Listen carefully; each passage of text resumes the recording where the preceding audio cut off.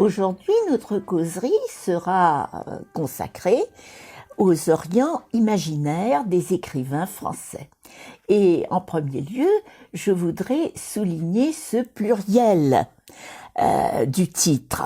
Il n'y a pas un seul Orient, mais il y a des Orients multiples, qu'il faut replacer tout d'abord dans un cadre historique, géographique, politique, et seulement par la suite les remettre sur le plan de l'imaginaire humain propre aux études anthropologiques comparatives.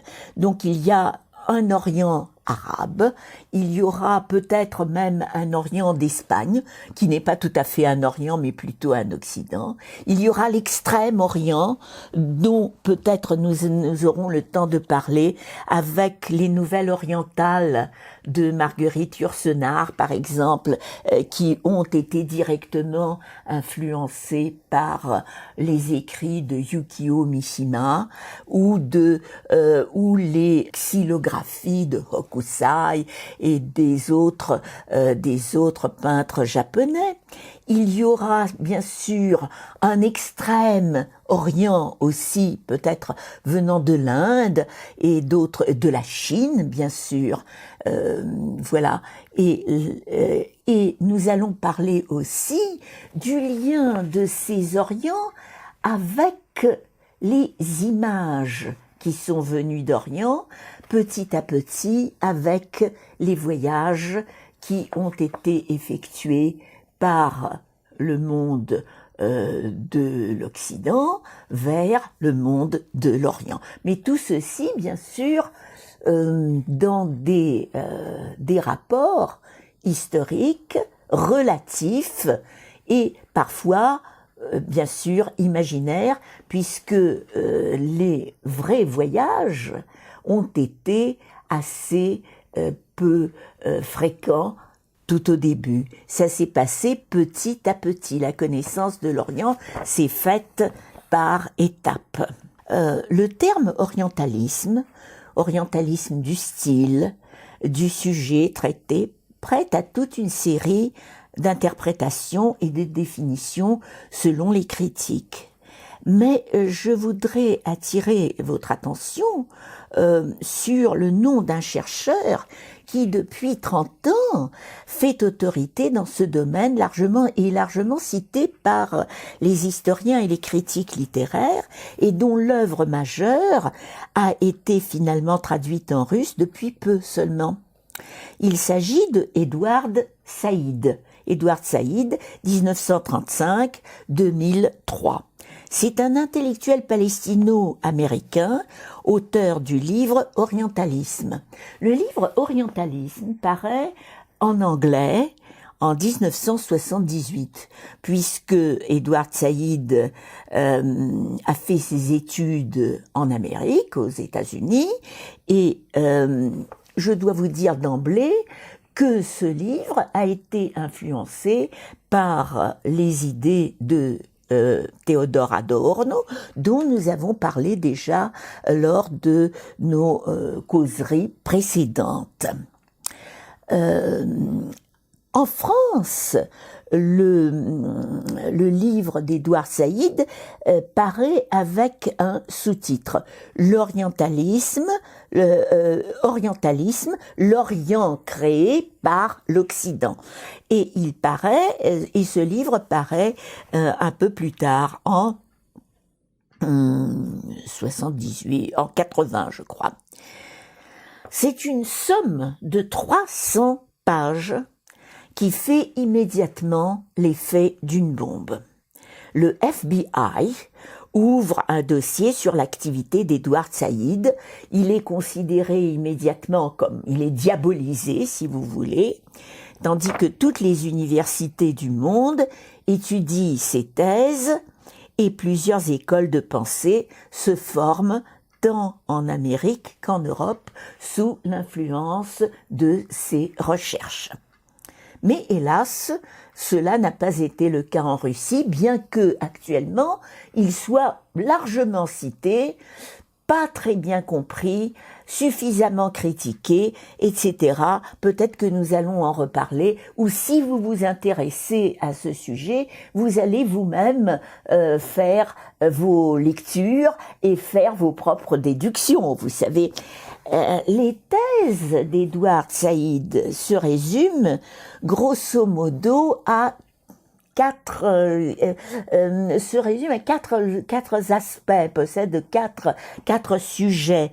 Il étudie l'orientalisme en historien, il l'étudie en philosophe, en tant que critique littéraire, et là je dois dire qu'il est un critique littéraire de premier ordre, parce qu'il étudie les écrivains vraiment comme un très bon critique littéraire.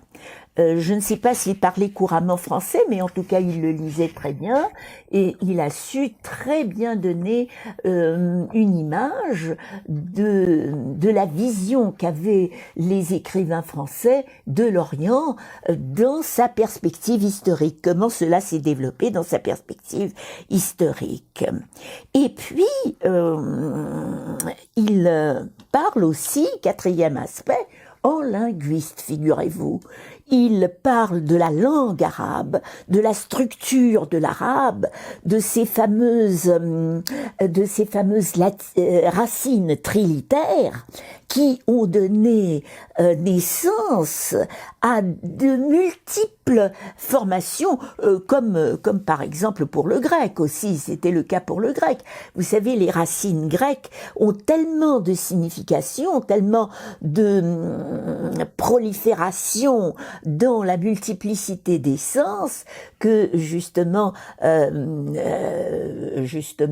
dans le dictionnaire des intraduisibles, on parle justement de ces intraduisibles grecs.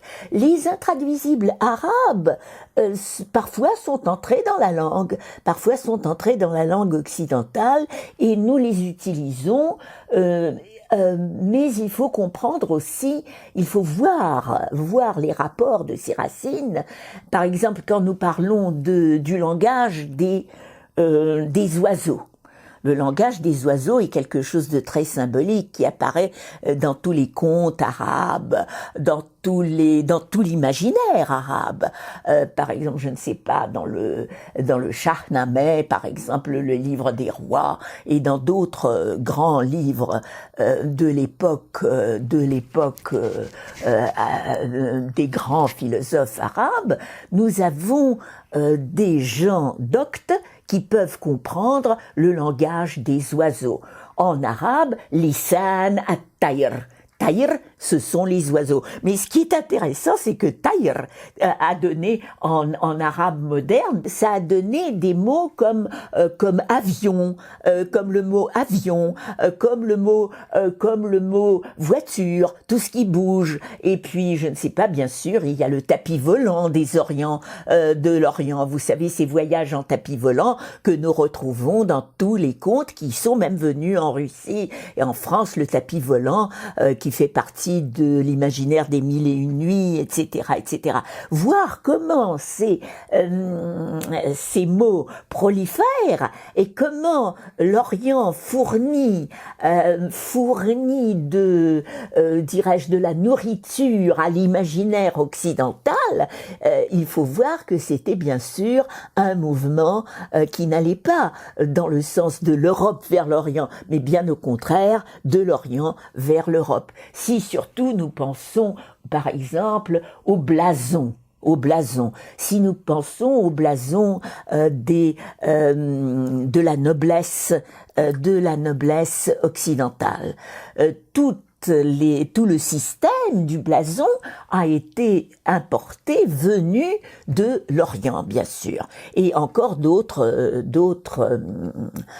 détails, mais si vous voulez vous pencher sur ces détails, je n'aurai pas le temps de vous faire un petit récit sur les Orients imaginaires des écrivains français. Alors je veux m'arrêter quand même sur les écrivains français. Et bien sûr, Édouard Saïd, il parle parle aussi de politique, parce que il dit que voilà, la crise, la dépréciation de la langue arabe, et tout viennent aussi des causes politiques. D'abord, il y avait une grande expansion coloniale vers les pays d'Orient, et il y a eu cette dépréciation de l'oriental par l'Occident. Ceci, bien sûr, mérite d'être analysé et vu au cas par cas, au pays par pays. Édouard Saïd polémise avec d'autres grands spécialistes de la question. Par exemple, le chercheur anglais Bernard Lewis. Il lui reproche de faire commencer l'orientalisme moderne à la fin du XIXe siècle, au moment de l'Empire ottoman.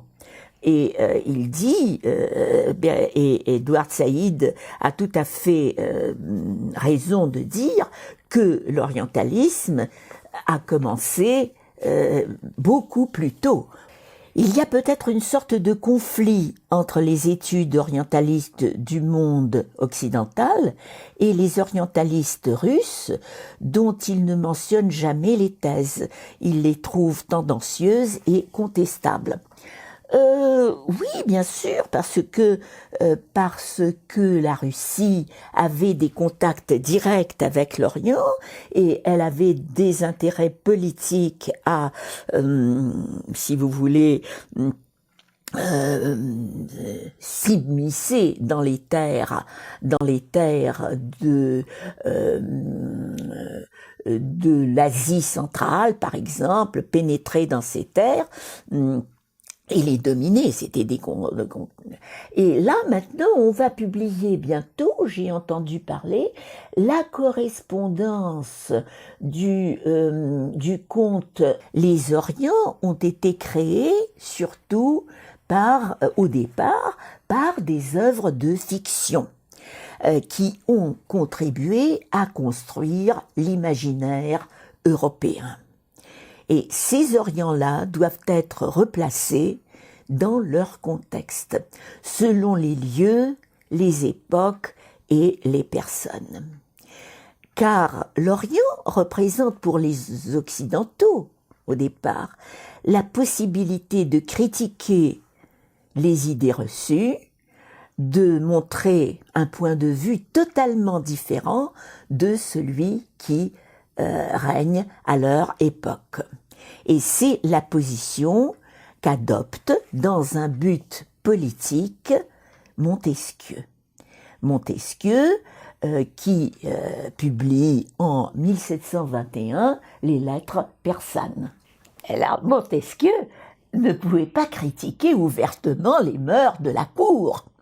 Et pour pouvoir les critiquer, il invente un subterfuge.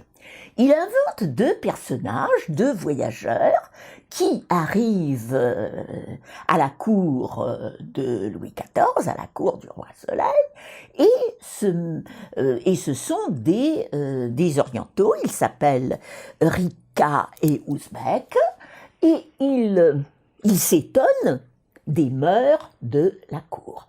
Je vais vous lire un petit extrait et vous allez voir avec quelle ironie, avec quel sarcasme, justement, Montesquieu arrive à critiquer les mœurs de la cour sous ce masque-là. C'est un masque. Alors, Uzbek et Rika s'étonnent de tout ce qui se passe dans cette cour, et ils écrivent des lettres dans leur pays, la Perse, pour relater leurs impressions.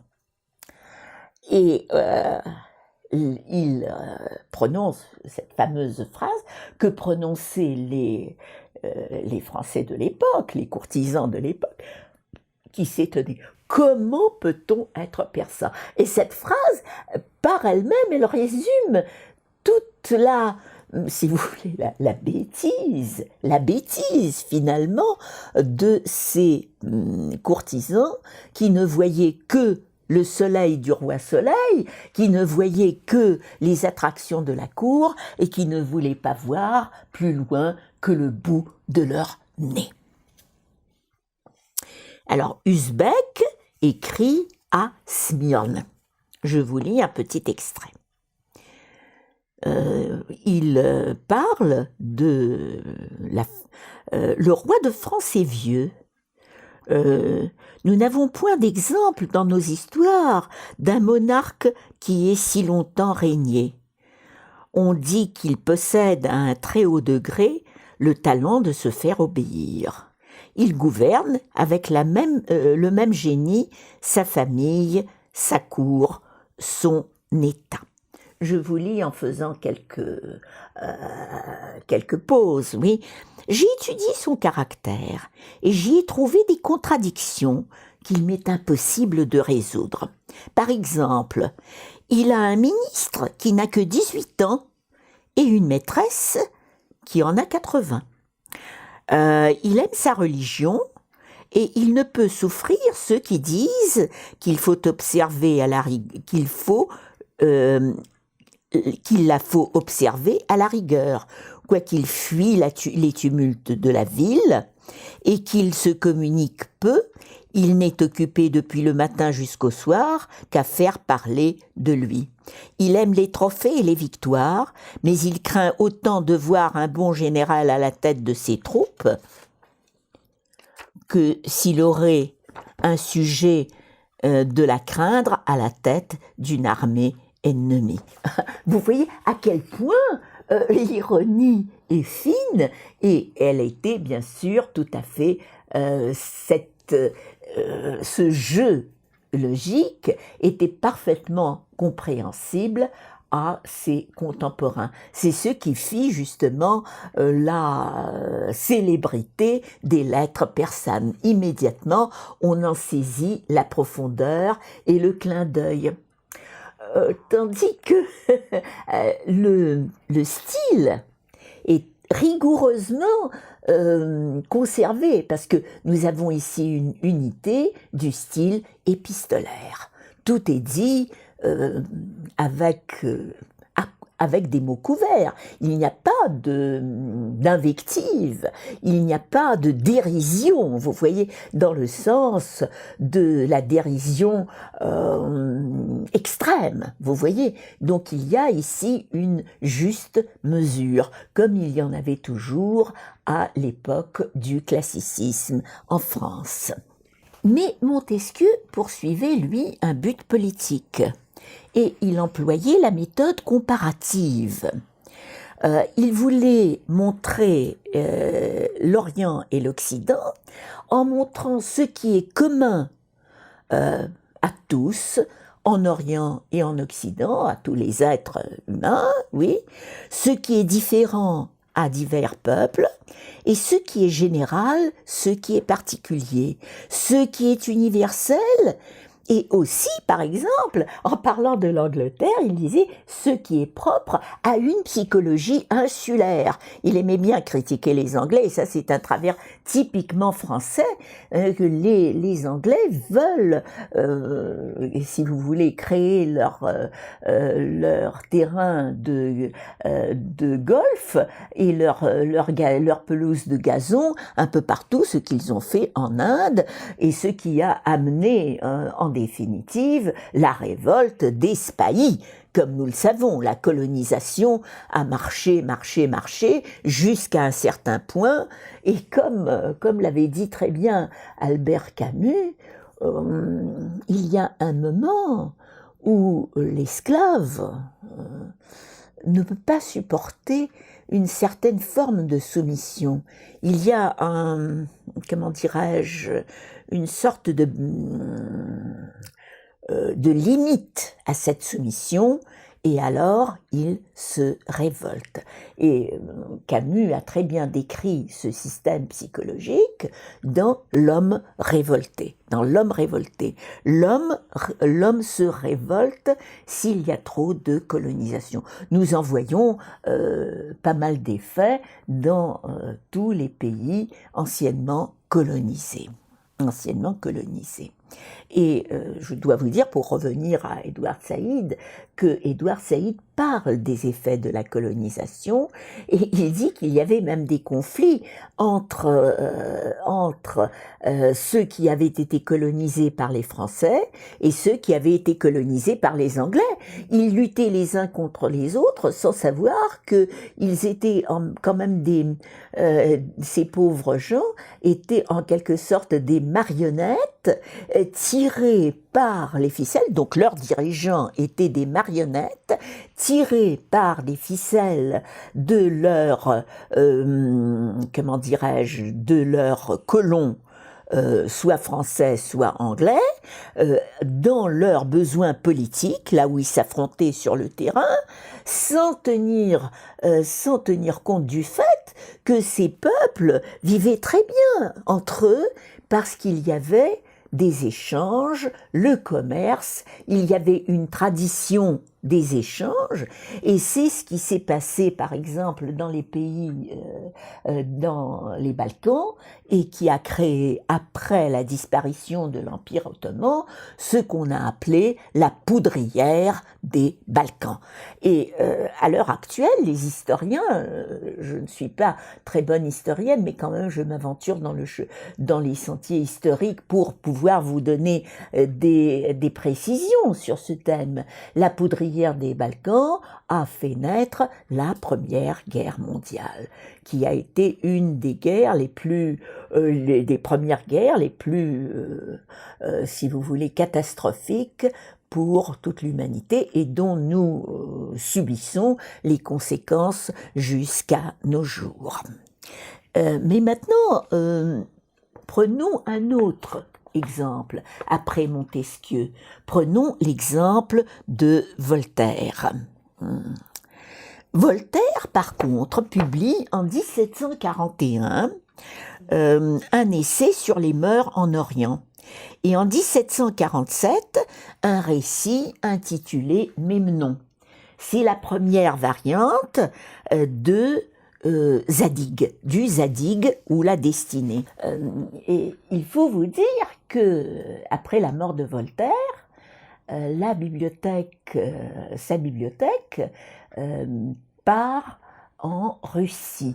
Elle est conservée en Russie sur l'ordre de Catherine II. Et Catherine II demande aussi plus tard de conserver la bibliothèque de Diderot. C'est pour ça que les feuillets manuscrits de Zadig peuvent être retrouvés à Leningrad, dans les archives de Leningrad, se trouvent dans les archives de Leningrad et sont étudiés par tous les chercheurs du monde entier. On vient les lire et regarder à Leningrad. Les archives sont conservées bien sûr d'abord à Pétersbourg, voilà, dans les archives impériales, et ensuite à Leningrad, voilà, à la bibliothèque des archives. Voilà. Voltaire, bien sûr, est sous une certaine influence de Montesquieu. Mais cela ne veut pas dire qu'ils étaient en pleine sympathie. Tout au contraire. Tout au contraire. Avec Voltaire, vous savez, je pense qu'il était d'un caractère atrabilaire. Atrabilaire, c'est-à-dire qu'il était un homme un peu avec un mauvais caractère, disons. Mais il décide de prendre ce même sujet, la France vue par un habitant d'un pays d'Orient, en l'occurrence Zadig. Mais Zadig s'appelait au départ Memnon. Dans ce conte, il ne va pas agir comme Montesquieu dans un but politique. Il va faire plutôt sa propre biographie. Sous le couvert de Zadig, il va parler de ses propres déboires, de ses propres sentiments. Mais au préalable, il avait déjà pensé dans un traité qu'il avait appelé le traité de métaphysique, il pense comment découvrir l'homme dans sa vérité. Et il se met à la place d'un être sidéral, d'un être qui regarde du haut, et en cela, il reprend bien sûr les idées et de Newton et d'un certain perspectivisme dont nous avons parlé. Nous avons parlé des théories du perspectivisme où un être venu d'une autre planète, par exemple de Jupiter ou de Mars, regarde ce qui se passe sur la Terre et observe ces êtres curieux que sont les hommes. Qu'est-ce qu'un homme? Cette question avait été posée par Diogène déjà là. Il prend une lampe et il dit « je cherche un homme ». Je cherche un homme qui soit, Diogène disait, je cherche un homme qui ait toutes les qualités humaines. Tandis que Voltaire, regardant d'un haut sidéral, comme du haut de la chapelle Sixtine, aurait regardé Dieu, il se demande si d'autres animaux que l'homme n'ont pas aussi une intelligence. C'est une question à poser. Et je pense que Voltaire est un des premiers à poser cette question qui actuellement fait, comment dirais-je, fait penser pas mal d'écrivains et fait fantasmer pas mal de philosophes, d'écrivains et de défenseurs de la cause animale. Que pense de nous notre chat? Que pense de nous notre chien? Ne sont-ils pas aussi intelligents que nous? Nous avons assez souvent ces exemples, oui. Ces idées, bien sûr, vont... la comparaison de l'homme avec l'animal, nous la retrouverons bien sûr et chez Baudelaire. Les amoureux fervents et les savants austères ont souvent dans leur maison des chats puissants et doux, orgueil de la maison, qui comme eux sont frileux et comme eux solitaires. Bien sûr que Baudelaire, dans Les Fleurs du Mal, compare les chats mystérieux, le chat, si vous voulez, au regard égyptien, qui nous regarde comme s'il venait de la nuit des temps, nous observe et qui a peut-être les mêmes réactions que les savants austères. Je vais vous lire un extrait de ce traité de métaphysique où Voltaire écrit « Descendu sur ce petit amas de boue, il s'agit du pays de Cafre, comme habitant de Mars ou de Jupiter, je me mets à chercher un homme. Je vois des singes, des éléphants, des nègres, qui semblent avoir tous quelques lueurs d'une raison imparfaite. Les uns et les autres ont un langage que je ne comprends point. Si je jugeais par le premier effet qu'ils font sur moi, j'aurais du penchant à croire que c'est l'éléphant qui est le seul animal raisonnable. » Pourquoi l'éléphant? Peut-être nous allons nous souvenir de cet éléphant des Sophies. L'éléphant est quand même un animal qui nous intrigue depuis la nuit des temps. J'aurais voulu pouvoir parler aussi du mammouth dont parle Vyacheslav Siauchevanov dans ses réflexions sur les animaux symboliques et mythopoétiques, vous voyez, parce que certainement cet animal énorme intriguait l'homme et il ne savait pas quelles étaient les intentions de cet animal. Pourtant, il est lent, il marche à pas lents, il est raisonnable et il a beaucoup de qualités. Nous savons que, par exemple, les éléphants ont un cimetière et quand ils sentent leur mort, ils se dirigent vers un cimetière et ils meurent là-bas. Mais voilà un des premiers exemples du sarcasme voltairien. Comment distinguer un homme des animaux? Comment? Les nègres, on ne peut pas les distinguer. Nous savons très bien que Voltaire avait même peut-être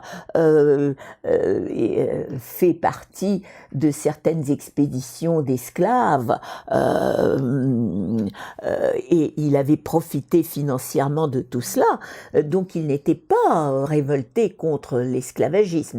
Il n'avait pas un tel esprit d'humanité comme en avait par exemple Montaigne dans les Essais, qui voyait un homme partout. Vous voyez, même dans un noir ou dans un indien d'Amérique, vous voyez. Voltaire voit dans l'Orient aussi le côté libertin. Et ce côté libertin, Voltaire l'a pris chez un écrivain qui est actuellement oublié. Il s'agit de Crébillon. Et cette tradition libertine a été prolongée, bien sûr, par Diderot, comme nous le savons, dans les Bijoux, qui étaient des ouvrages licencieux. Crébillon n'était pas à mettre entre les mains des jeunes filles, bien sûr. Et ces romans libertins ont été tout au long du XIXe siècle, presque, relégués à l'enfer, dans les enfers des bibliothèques. On ne les donnait pas à tout le monde. Et pourtant, nous savons très bien que les surréalistes, André Breton, Aragon, se sont rués sur ces romans et ils en ont tiré quelques substantifiques moelles, comme aurait dit Rabelais. Voilà. La compagne de Zadig, dans la première version, s'appelle la Belle Capricieuse. Est-ce que cela ne vous rappelle pas la Belle Noiseuse de Balzac? Bien sûr que Balzac a lu toutes ces versions et il en a pris de la graine. Dans la seconde version, la Belle capricieuse Itobad s'appelle Missouf, mais elle reste aussi très libertine, très capricieuse, et elle va tromper Zadig, comment dirais-je, en veux-tu, en voilà. Et elle va trouver tous les moyens d'avoir les mêmes droits peut-être que les hommes. Donc en décrivant les voyages de Zadig, Voltaire se met en scène lui-même. Zadig, par son esprit, c'est un simple bourgeois, de la ville de Babylone. Il est tout à fait, il a une position modeste et tout, mais par son esprit, il s'élève au-dessus des autres, rien que par son esprit, par son intelligence, et il devient Premier ministre. Et alors, devenu Premier ministre, c'est alors qu'il connaît toutes les disgrâces possibles. Alors il en reçoit, comme on dit maintenant, vous me pardonnerez le terme, sur la patate. Il en reçoit sur la patate. Comme Voltaire en avait reçu, devenu chambellan de Frédéric II, à la cour de Frédéric II, qui était quand même un monarque absolutiste et très despotique. Il en avait reçu à cause de son esprit sarcastique. Il n'avait pas la langue dans sa poche et il ne pouvait s'empêcher de faire des moqueries, de se moquer des gens. C'était son esprit sarcastique.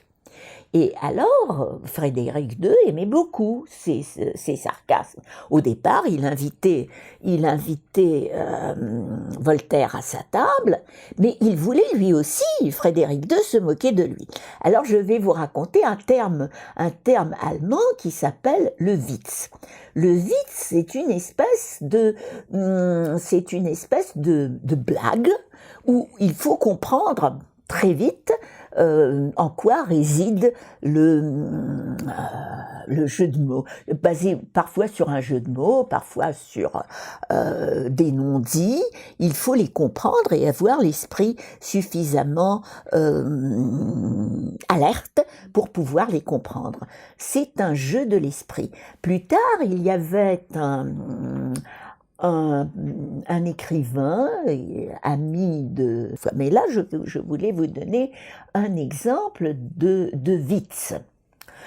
Frédéric II invite Voltaire à sa table. Il y a sur chaque assiette, il y a un petit mot que chacun des convives doit lire. Et alors nous savons très bien que l'âne est considéré traditionnellement comme un esprit borné, et un esprit, il est doué des qualités d'un esprit borné, et il est têtu et borné. Et Frédéric II, à maintes reprises, s'est heurté à ces qualités de l'esprit de Voltaire.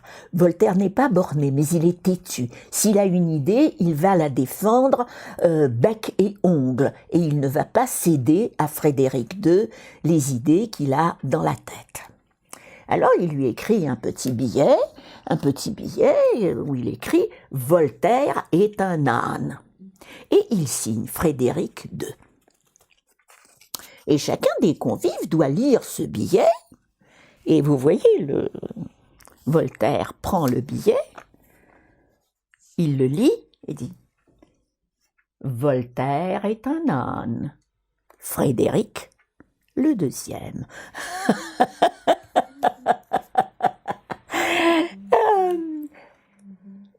Je veux parler de l'âne encore, parce que les savants, les grands savants de l'Orient, les grands savants de l'Orient musulman, tels que Avicenne, Averroès, Ibn Battuta, etc., étaient mal considérés, et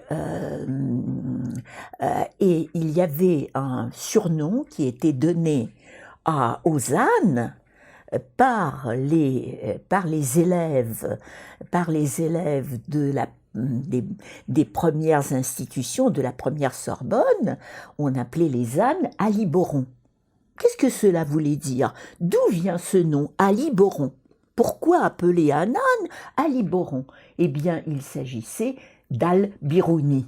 Al-Biruni, le grand philosophe arabe, était appelé Aliboron, et ça a donné Aliboron comme le surnom d'un âne. Mais vous vous imaginez qu'ayant entendu que Frédéric était le deuxième âne,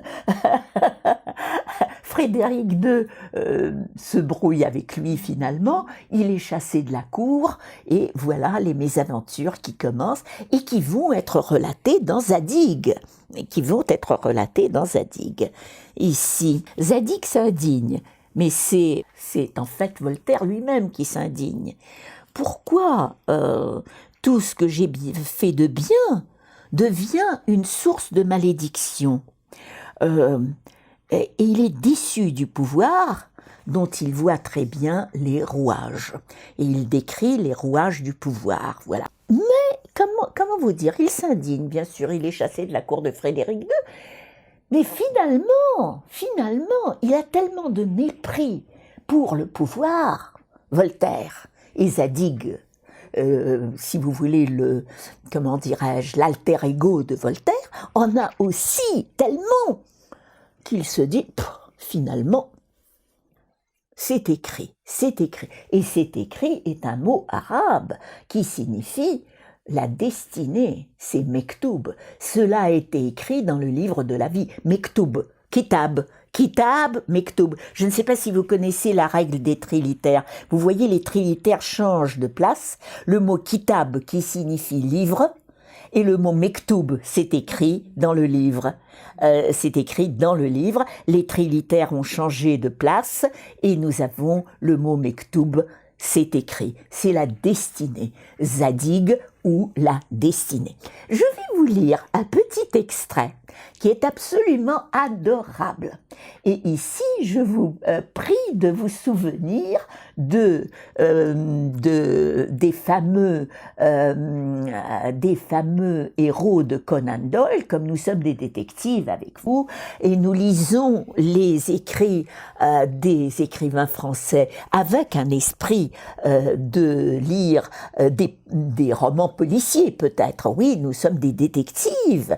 Nous sommes des détectives. Je vous prie de comprendre que ce sont les explications de Holmes au docteur Watson. C'est élémentaire, mon cher Watson. Vous allez comprendre que c'est élémentaire de voir, de soutenir des choses qu'on n'a pas vues comme étant vues, savoir que c'est absolument vrai, et pourtant, pour avoir dit la vérité, en recevoir sur la patate, comme je vous ai dit. Et Zadig, il sera condamné pour avoir dit ce qu'il a dit, comme le fut Galilée, en certifiant que la Terre tourne. Galilée avait dit « Eppur si muove », et pourtant elle tourne, la Terre. Oui, elle tourne autour du Soleil quand la théorie de l'Église exigeait de dire justement le contraire, que tout tourne autour de la Terre. Il faut avoir une autre vision des choses. Alors je vais vous lire ce passage de Zadig ou la destinée, et je vous prie de l'apprécier. Zadig éprouva le chien et le cheval. C'est le 4e chapitre de Zadig ou la destinée. Le chien et le cheval. Zadig éprouva que le premier mois du mariage, comme il est écrit dans le livre de Zend, est la lune du miel, et que le second est la lune de l'absinthe. Voilà. Il fut quelque temps après obligé de répudier Azora, qui était devenue trop difficile à vivre, et il chercha son bonheur dans l'étude de la nature. Voilà les rapports avec cette belle capricieuse, une des belles capricieuses du harem de Zadig. Mais passons un peu. Un jour, puisqu'il étudie la nature, se promenant auprès d'un petit bois, il vit accourir à lui un eunuque de la reine, suivi de plusieurs officiers qui paraissaient dans la plus grande inquiétude et qui couraient çà et là comme des hommes égarés qui cherchent ce qu'ils ont perdu de plus précieux. « Jeune homme, lui dit le premier eunuque, n'avez-vous point vu le chien de la reine ?» Zadig répondit modestement, « C'est une chienne et non pas un chien. » « Vous avez raison, reprit le premier eunuque. C'est une épagnole très petite, ajouta Zadig. Elle a fait depuis peu des chiens. Elle boite du pied gauche de devant et elle a des oreilles très longues. Vous l'avez donc vue, dit le premier eunuque tout essoufflé. Non, répondit Zadig, je ne l'ai jamais vue et je ne l'ai jamais su, et je n'ai jamais su si la reine avait une chienne. Précisément, dans le même temps, par une bizarrerie ordinaire de la fortune, le plus beau cheval de l'écurie du roi s'était échappé des mains d'un palefrenier dans les plaines de Babylone. Le grand veneur et tous les autres officiers couraient après lui avec autant d'inquiétude que le premier eunuque auprès de la chienne. Le grand veneur s'adressa à Zadig et lui demanda s'il n'avait point vu passer le cheval du roi. « C'est, répondit Zadig, le cheval qui galope le mieux. Il a 5 pieds de haut, le sabot fort, petit. Il porte une queue de 3 pieds et demi de long, les bossettes de son mors sont d'or à 23 carats. Ses fers sont d'argent à 11 deniers. Quel chemin a-t-il pris ? Où est-il ? Demanda le grand veneur. Je ne l'ai point vu, répondit Zadig, et je n'en ai jamais entendu parler. Le grand veneur et le premier eunuque ne doutèrent pas que Zadig n'eût volé le cheval du roi et la chienne de la reine.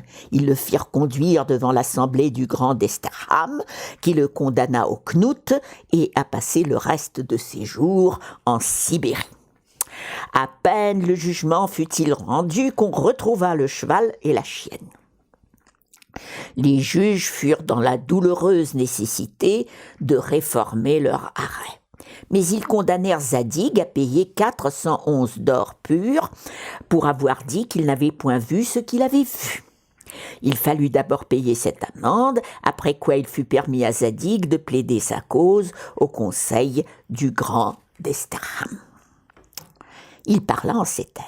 « Étoile de justice, abîme de science, miroir de vérité, qui avait la pesanteur du plomb, la dureté du fer, l'éclat du diamant et beaucoup d'affinité avec l'or, puisqu'il est permis de parler devant cette auguste assemblée, je vous jure par Orosmade que je n'ai jamais vu la chienne respectable de la reine, ni le cheval sacré du roi des rois.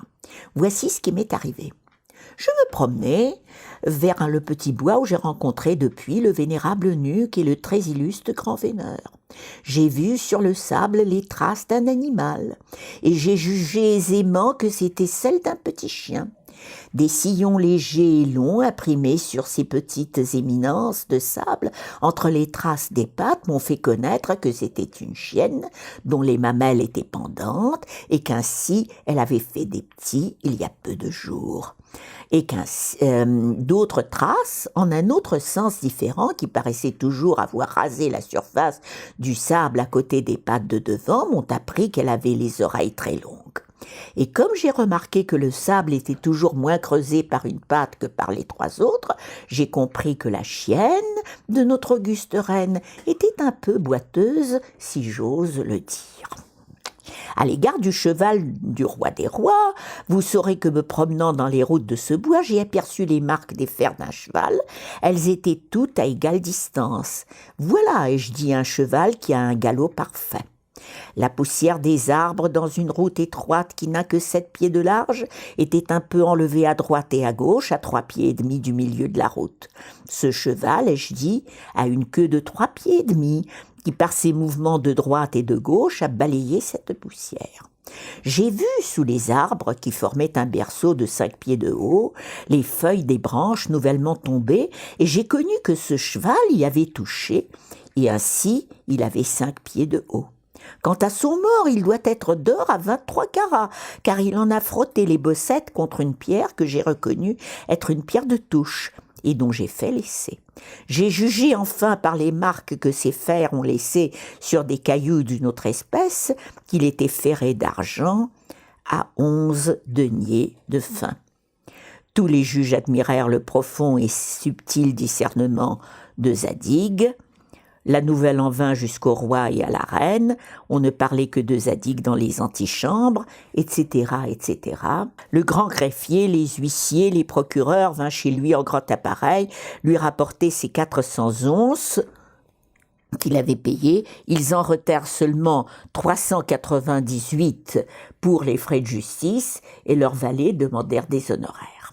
Zadig vit combien il était dangereux quelquefois d'être trop savant, et se promit bien à la première occasion de ne point dire ce qu'il avait vu. Vous voyez comment fonctionne la logique et le sarcasme de Voltaire. Johann Paul Friedrich Richter, 1763-1825. À propos du mot witz, employé par Jean-Paul, qui s'était fait appeler ainsi en hommage à Jean-Jacques Rousseau, ce terme a été très à la mode à un moment donné et a influencé des essais sur l'esprit du sarcasme. De nombreux penseurs ont traduit ce terme à leur manière. Arthur Schopenhauer, par exemple, écrivit en 1864 « L'art d'avoir toujours raison » ou « la dialectique heuristique ». En allemand, die Kunst, Recht zu behalten. C'est une sorte de manuel qui, sous une forme sarcastique, donne des conseils aux intellectuels comment avoir toujours raison. Euh, Schopenhauer s'était inspiré non seulement de la dialectique, mais aussi de la sophistique pour apprendre à inverser les thèses de l'adversaire, quelles qu'elles soient, de l'ordre d'une vérité objective ou fausse. Pour cela, il avait proposé de faire une distinction entre deux sortes de thèses. Des thèses concernant les choses ou concernant les hommes. En latin, ad rem, concernant les choses, ad hominem, concernant les hommes. Dans ce dernier cas, il faut comprendre le but de celui qui parle et la cause de ses propos. Est-ce de la malhonnêteté, de la vanité, de l'obstination dans l'erreur, ou seulement le fait de parler sans réfléchir? À chaque fois, le philosophe propose des moyens inattendus de réfuter ces thèses. En 1905, Freud publie un essai devenu célèbre, le Witz, ou le mot d'esprit, et ses rapports avec l'inconscient.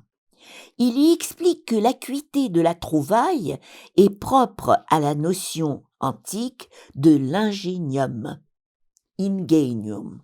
Par la suite, le psychanalyste Jacques Lacan, 1910-1981, propose de traduire le mot wits en français par trait d'esprit, tandis que les anglophones proposent dans ce même cas le mot nonsense, et les Italiens préfèrent le terme scherzo. Mais revenons au terme initial, le terme latin ingenium, qui vient du grec euphuia, importante racine indo-européenne qui donne naissance à 4 thèmes sémantiques. Je vais les énumérer. Je demande un tout petit peu d'attention parce que c'est quand même une matière difficile. Première, les qualités innées des choses. Vis, natura, facultas et autres. C'est-à-dire l'esprit, les facultés et autres qualités innées. Deuxièmement, inhérent au tempérament, à l'humeur des êtres. Natura, indoles, mores, les mœurs, oui. Troisièmement, l'intelligence, l'habileté, la perspicacité, l'inventivité. Et quatrièmement, par métonymie, l'ingéniosité des hommes, homines ingeniosis. Cicéron, dans son traité De Oratore, explique que l'art de former des métaphores, opérer des déplacements du sens des mots pour les rapprocher, est une manifestation de l'ingenium. Quant à Aristote, dans sa poétique, il souligne qu'il faut avoir de l'euphuia, autrement dit une bonne disposition naturelle pour trouver des ressemblances et faire des métaphores réussies. Au XVIIe siècle, les maniéristes d'Espagne et d'Italie exaltent cette faculté, disant qu'elle est propre à la jeunesse, donnant ainsi naissance au style appelé baroque. Dans le même sens qu'ingenium, les Français emploient le mot d'esprit.